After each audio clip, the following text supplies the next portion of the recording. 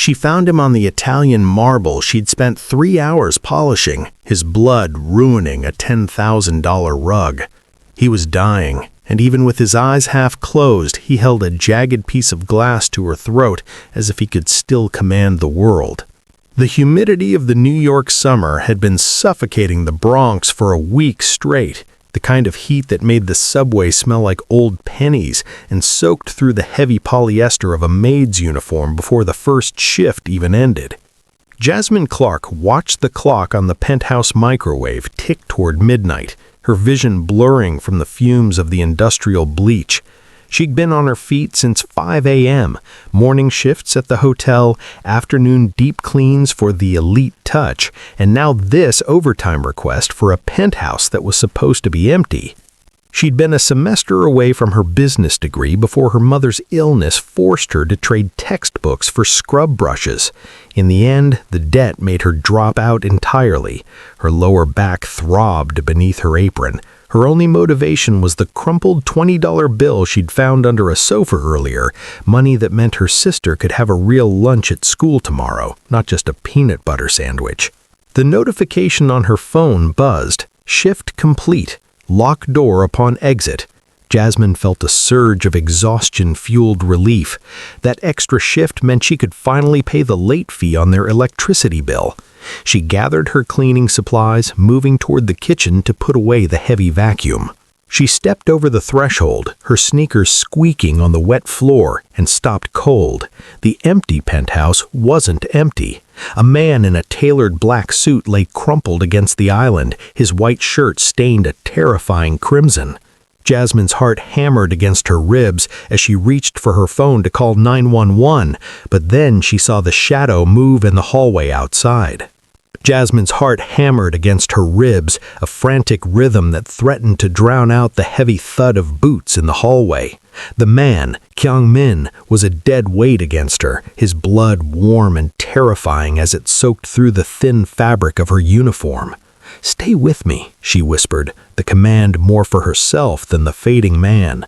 She knew the elevator was only seconds away from opening, and the cleaning crew arriving wouldn't be looking for dust.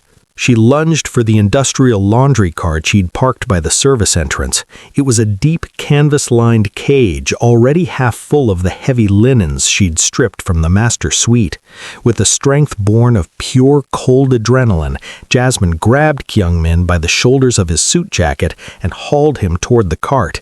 He let out a strangled groan, his heels dragging on the marble, leaving a smear that Jasmine knew she would have to live with later. "In now," she hissed, guiding him into the depths of the cart. He curled his tall frame instinctively, his face pale as ash, his dark eyes momentarily finding hers with a flicker of confused intensity before they rolled back. Jasmine didn't hesitate. She grabbed the mountain of used towels and silk sheets from the floor, throwing them over him in frantic, heavy layers. She tucked the edges in, smoothing the top so it looked nothing more than a discarded mess of a high-end stay. The ding of the elevator echoed through the penthouse like a gunshot. Jasmine grabbed the metal handle of the cart, her knuckles white. She turned just as 3 men in tactical gear stepped into the foyer, their silenced weapons raised. They looked like shadows against the gold-leafed walls. "Service," Jasmine said, her voice trembling just enough to be convincing as a terrified maid. She kept her head down, her gaze fixed on the blood-spotted marble she hadn't finished cleaning. I'm done for the night. I didn't see anything. I just want to go home." The lead man stepped toward her, the muzzle of his weapon inches from her chest. He looked at the cart, then at the half-scrubbed floor. "Where is he?" "I don't know who you mean," she whimpered, squeezing the handle of the cart until her palms ached. "The penthouse was supposed to be empty. I heard a noise in the bedroom and I just packed up to leave." The man stared at the laundry cart for a heartbeat that felt like an eternity. He reached out, his gloved hand hovering over the linens. Below the fabric, Jasmine knew Kyung-min was bleeding out, one cough away from a death sentence for both of them. "Check the balcony," the man barked to his team, shoving Jasmine's cart aside with a sneer. "Move, girl! Get out of here before we decide you're a witness." Jasmine didn't wait. She pushed the heavy cart into the service elevator, her breath hitching in her throat until the doors hissed shut. As the lift descended toward the basement, she collapsed against the metal wall, her hand reaching under the sheets to find Kyung-min's wrist. His pulse was thready, but it was there. She wasn't a maid anymore. She was a getaway driver. The walk up to the fourth floor felt like climbing a mountain, the weight of the laundry cart replaced by the deadlift of Kyung-min's arm draped over Jasmine's shoulder. Every creak of the wooden stairs sounded like a siren in the quiet of the Bronx night. When she finally kicked her door shut and turned the deadbolt, the silence of her apartment felt heavy and fragile. She lowered him onto the chipped formica of her kitchen table, the clinical white light of the overhead bulb exposing the true gravity of the situation. His expensive suit was ruined, a jagged tear in the side of his waistcoat weeping a steady dark crimson. Jasmine didn't let herself freeze. She had spent years cleaning up the messes of the wealthy. Tonight, she was cleaning up a different kind of wreckage. She stripped off her own stained uniform jacket, down to her undershirt, and moved with a frantic, focused efficiency. She didn't have a medical kit, but she had the survival tools of a woman who had spent her life making do. She grabbed a bottle of high-proof vodka from the back of the cupboard, a gift from a tenant she'd never opened, and a clean stack of white flour sack towels. "This is going to hurt," she whispered, though he was barely conscious. She bit her lip, pouring the alcohol over a paring knife she had sterilized over the blue flame of her gas stove. Her hands shook for a split second before she thought of the men in the penthouse. If she didn't do this right, those men would find them, and her sister would come home to a crime scene. With steadying breaths, she cut away the silk of his shirt. The wound was deep, a narrow puncture from a blade that had missed his vitals by an inch, but had severed enough to keep the blood flowing. She used the alcohol to wash the area, Kyung-min's body jerking violently against the table as a guttural groan escaped his lips. His hand shot out, catching her wrist in a grip that was surprisingly strong for a dying man. His dark eyes snapped open, unfocused and wild, pinning her with a look of lethal instinct. "Easy," Jasmine breathed, not pulling away. She met his gaze with a calmness she didn't feel. "You're in the Bronx. You're safe. But if you don't let me finish, you're going to bleed out on my floor, and I just mopped it." The tension in his arms snapped. He slumped back, his breathing ragged as he watched her. Jasmine worked quickly, using a sewing needle and heavy-duty upholstery thread she'd soaked in the vodka. Each stitch was a battle against her own rising bile, but she channeled the same precision she used when repairing delicate lace. By the time she taped a clean dish towel over the site as a makeshift bandage, the sun was beginning to gray the edges of the city skyline. Kyung-min was pale, his forehead beaded with sweat, but the bleeding had stopped.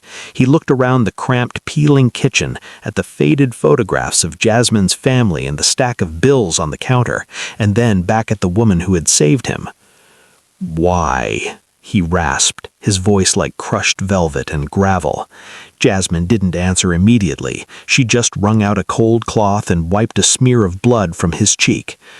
"Because nobody else was going to," she said simply. "And I'm tired of being the only one who cleans up around here." Jasmine returned to the Manhattan skyline as the sun began to bake the city streets, her eyes stinging from a lack of sleep and the lingering scent of copper and vodka. She wore a fresh black and white uniform, pressed and stark, a costume that rendered her invisible once more.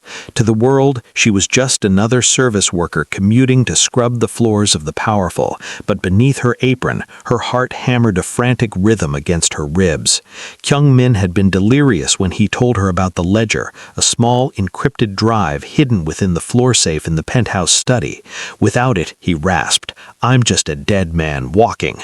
With it, I'm the king." Passing through the service entrance was a gamble that relied entirely on the arrogance of the men hunting him. As she stepped into the freight elevator, a man in a dark suit with a telltale bulge under his jacket glanced her way. Jasmine didn't flinch. She simply looked down at her clipboard and adjusted her cart of cleaning supplies. He looked right through her, his gaze sliding over her as if she were a piece of the building's architecture. The ghost in the uniform was a real thing, she realized, a superpower granted by a society that refused to look those who served them in the eye. The penthouse was a crime scene in all but name. The air was thick with the scent of ozone and expensive cologne. 2 guards stood by the balcony, their backs to the study, laughing about a bet. Jasmine moved with practiced silence, her pulse thumping in her ears.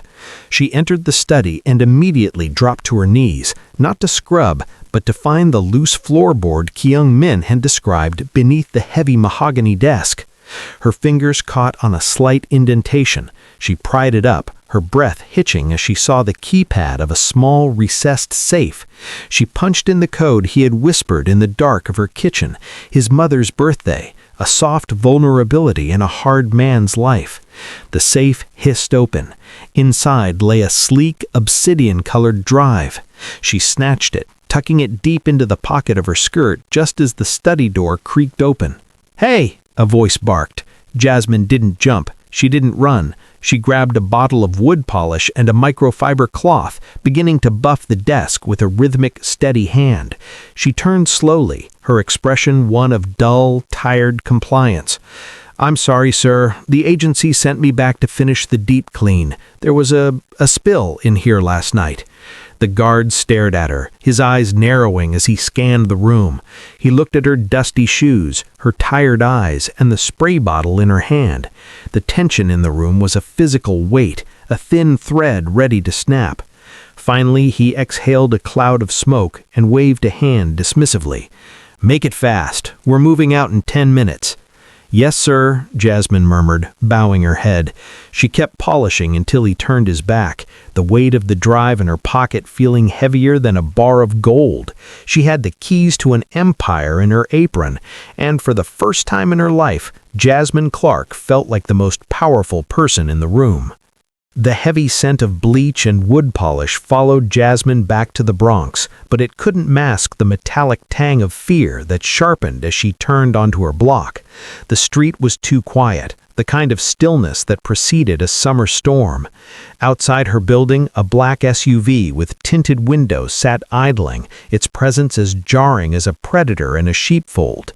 Standing by the stoop were 3 men she recognized, local muscle, the kind who usually spent their days leaning against the bodega wall, now standing straight with the sudden dangerous purpose of a payday. "Yo, Jasmine," Marcus called out as she approached. He didn't look at her face, he looked at the heavy canvas tote bag she carried, the one hiding the obsidian drive. "Heavy shift, huh? Word on the street is some fancy suit fell off the back of a truck downtown. High-end, Korean, real deep pockets." Jasmine felt the weight of the drive in her pocket like a lead sinker, but she kept her gait steady, her face a mask of exhausted irritation. "Unless that fancy suit is going to pay my Con Ed bill, Marcus, I don't care. I've been scrubbing toilets for 14 hours. Move your feet." Marcus stepped into her path, his eyes narrowing. "Some guys came through an hour ago, offered more than a month's rent just for a look-see in these apartments. Said the guy is bleeding, said he's a ghost." "A ghost?" Jasmine let out a sharp, dry laugh that scraped her throat. She gestured to the overflowing trash cans and the peeling paint of the doorway. "Look around. If a billionaire is hiding in this dump, he's crazier than you are. You really think I'd be coming home to this if I had a rich guy in my kitchen? I'd be in the Bahamas, not looking for a way to stretch a box of pasta for 3 days." She pushed past him, her heart hammering against her ribs, so hard she was sure he could see it through her uniform. As she climbed the stairs, she heard their heavy footsteps following her to the second-floor landing. They were checking doors. Reaching her floor, she saw Mrs. Gable, the building's self-appointed lookout, peeking through her chain-locked door. "Jasmine, dear, those boys, they're looking for someone." "They're looking for trouble, Mrs. Gable," Jasmine said loudly, knowing the men were listening from the stairwell. She pulled out her keys, making sure to jingle them loudly. "Tell them if they find a man with money, he owes me for the overtime I worked tonight. I'm going to bed." She slipped inside and leaned her back against the door, the deadbolt clicking home with a finality that felt like a lie. In the kitchen, Kyungmin was awake, his hand gripping a steak knife, his eyes burning with a feverish intensity. "They're outside," she breathed, moving to the window to pull the cracked yellow shade. "They don't know yet, but they're hungry, Kyungmin, and hungry men don't leave until they find something to eat." Kyungmin sat at the small kitchen table, the dim light of the overhead bulb casting sharp, angular shadows across his face. He looked out of place among the mismatched mugs and the lingering scent of Jasmine's cheap laundry detergent, a fallen king in a cardboard palace. He had draped one of her father's old flannel shirts over his bandages, the soft fabric a stark contrast to the lethal stillness in his eyes. He watched Jasmine as she moved about the kitchen, her hands still trembling as she put away the sewing kit.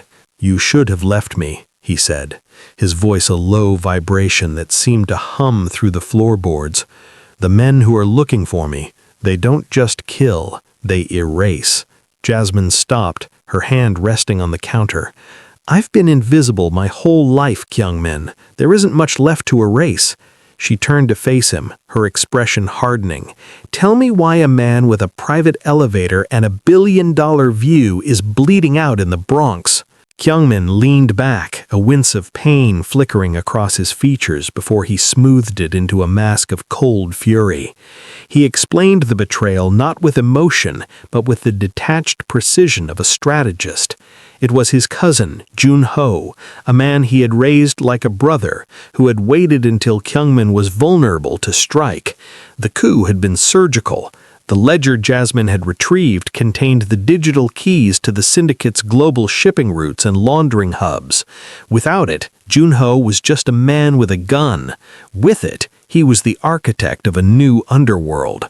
"He thought he killed me at the docks," Kyungmin rasped, his fingers tracing the edge of the obsidian drive Jasmine had placed on the table. "He thinks he has already won. He doesn't know that the ghost he's hunting has his heart in her apron pocket." He looked up at her, his gaze locking onto hers with an intensity that made the small kitchen feel microscopic. "You saved my life, Jasmine Clark. In my world, that creates a blood debt. It is a bond that can only be settled in two ways, with your death or with a life transformed." He reached out, his hand hovering over the drive but not touching it. "Help me finish this. Use that invisibility you hate so much to be my eyes where I can no longer go. If I reclaim my seat, you will never have to scrub another floor. Your sister will have the best education money can buy, and you will be the one who decides who gets to stand in the room." Jasmine looked at the drive, then at the man who represented everything she had been taught to fear. She thought of her blistered hands and the stack of past due notices hidden in the drawer. The choice felt less like a leap of faith and more like a bridge collapsing behind her. "I don't want to be a ghost anymore," she said, her voice steady. "Tell me what we do next." The morning light felt like a spotlight on a stage where Jasmine no longer knew her lines. She stood in the cramped locker room of the Elite Touch headquarters, her hands steady as she pinned her name tag to her lapel, though her skin crawled. The obsidian drive was a cold weight against her thigh, hidden in a secret pocket she'd sewn into her slip. Kyungmin's warnings echoed in her mind. Jun-ho is a ghost who owns the shadows. She was summoned to the main office before her shift, a rare occurrence that made the air in the hallway feel thin. Standing behind the glass-topped desk was Mr. Henderson, the man who had hired her, but beside him sat a man who didn't belong in a cleaning service franchise. He was young, sharp-featured, and wore a watch that cost more than Jasmine's apartment building. "Jasmine," Mr. Henderson said, his voice unusually thin. "This is Mr. Park. He's from the parent corporation. They're taking a direct interest in our high-profile accounts after the incident at the penthouse 2 nights ago." Mr. Park didn't look at her. He looked through her, his eyes scanning her uniform for any sign of a flaw. "You were the last one on the schedule for the Beck residence," he said, his voice a melodic, terrifying rasp. "A tragic mess was found there. We are concerned about the integrity of our staff. Did you notice anything unusual? Anyone who shouldn't have been there?" Jasmine felt the trap closing. She realized then that the Elite Touch wasn't just a cleaning company, it was a front, a way for Jun-ho to place ears and eyes inside every rival sanctuary. She had been working for the enemy all along. The very company that paid for her sister's textbooks was the machine trying to grind Kyungmin into the dirt. "I saw a lot of dust," Jasmine said, her voice flat, perfected by years of being ignored. "The client was messy. I finished my hours and I left. If there was a tragedy, I was too busy scrubbing the baseboards to notice." Park leaned forward, the light catching the gold pin on his lapel, a small, stylized iron tiger, the mark of the rival faction. "You're a good worker, Jasmine. Very invisible. That's why we're assigning you to the private banquet tonight at the Diamond Club. It's a closed-door event for the board of directors. They need someone who knows how to move without being seen."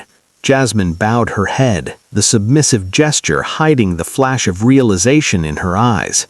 The Diamond Club was where Jun-ho was gathering the remaining loyalists to finalize his coup. They weren't just giving her a shift, they were putting her in the lion's den to see if she would flinch. She was stepping into the heart of the conspiracy, and for the first time, she wasn't just there to clean up the mess, she was the mess they would never see coming. The Diamond Club smelled of expensive cigars and the kind of high-end scotch that could pay Jasmine's rent for a year.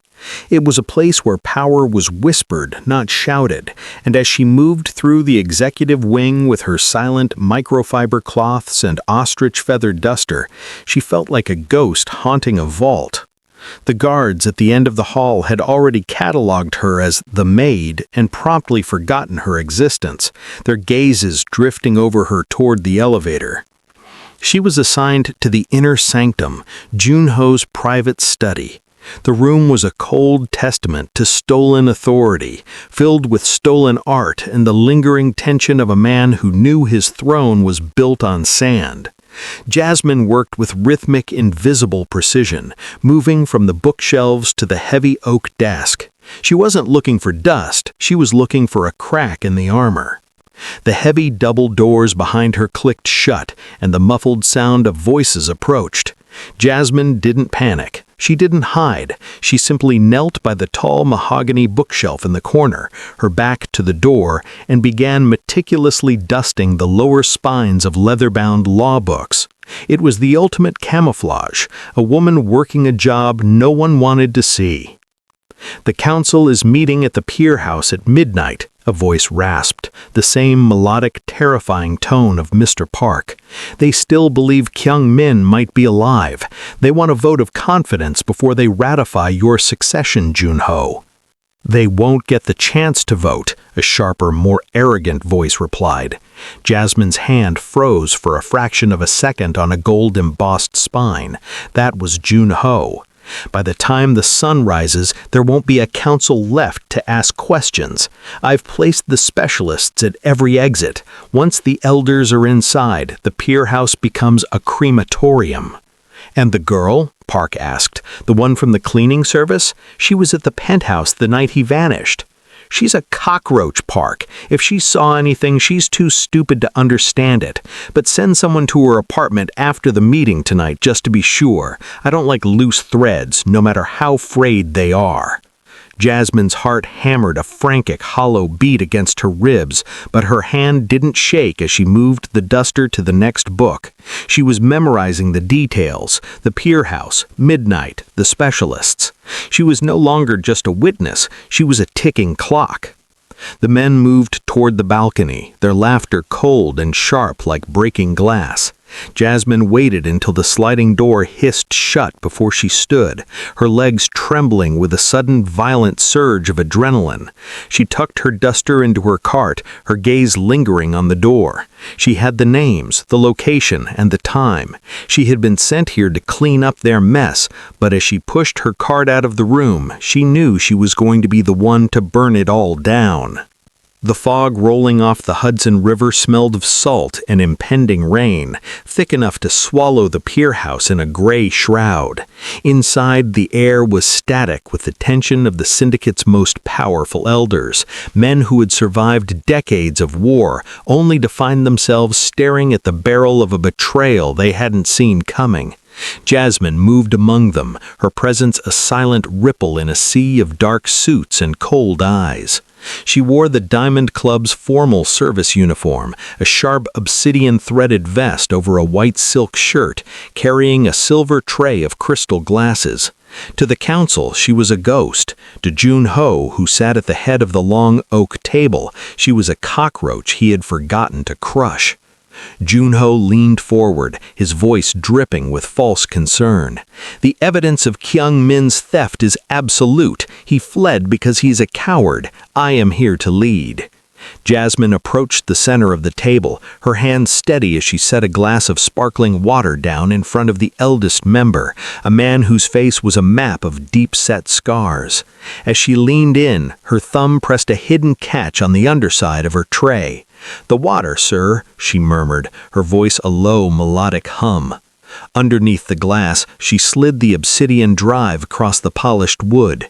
It looked like a stray piece of jewelry in the dim light. The elder's eyes flickered to the drive, then up at Jasmine's face. For the first time in her life, she didn't look down. She held his gaze with a fierce, unwavering clarity. "Wait," Jun-ho barked, his eyes narrowing as he spotted the movement. "What is that? Guards!" The doors at the rear of the pier house burst open, but it wasn't Jun-ho's specialists who entered. It was the sound of a recording. Park's voice amplified through the room's hidden speakers, detailing the plan to turn the pier house into a crematorium. Jasmine had spent the last hour wiring the drive into the club's AV system before the meeting began. The digital ledger wasn't just a map of assets, it was a recording of every treasonous word spoken in the study. "I'm just the maid," Jasmine said, her voice ringing out through the stunned silence as Jun-ho reached for his weapon. "And I'm tired of cleaning up after you." The elder grabbed the drive, his hand trembling with rage as the audio confirmed the assassination plot. "Jun-ho," he rasped, the sound like dry leaves on stone. "You didn't just break the oath, you tried to burn the house down." In the chaos that followed, Jasmine didn't run. She stepped back into the shadows she knew so well, watching as the council's loyalists surrounded the traitor.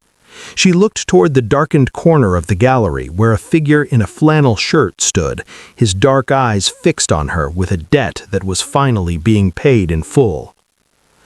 The penthouse windows no longer showed a view of a city that ignored her. Instead, Manhattan lay at Jasmine's feet, a sprawling grid of amber lights and silver glass. The air in the room didn't smell of bleach or the metallic tang of fear anymore. It smelled of expensive cedar, fresh rain, and the quiet, heavy weight of absolute authority.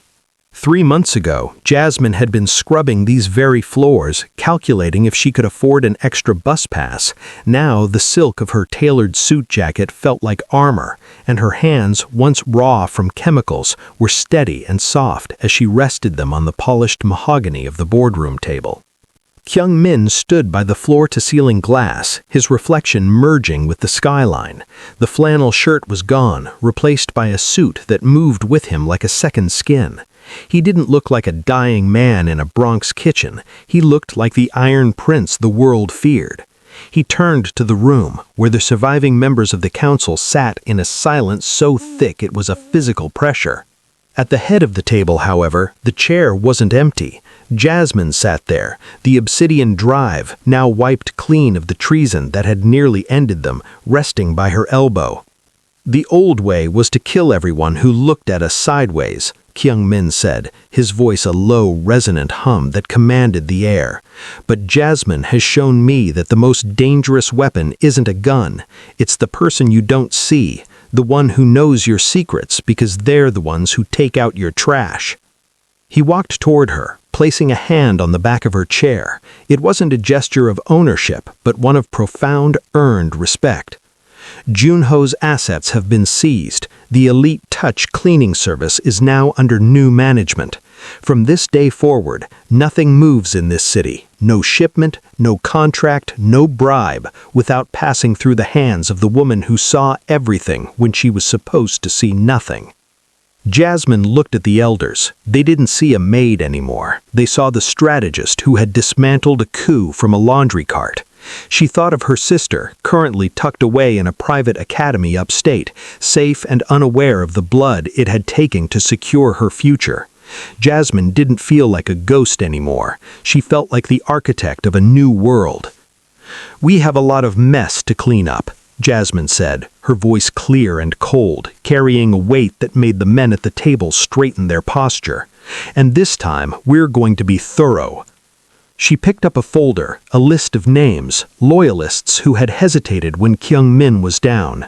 She didn't reach for a mop, she reached for a pen, and with a single elegant stroke, she began the real deep clean of the Beck Syndicate.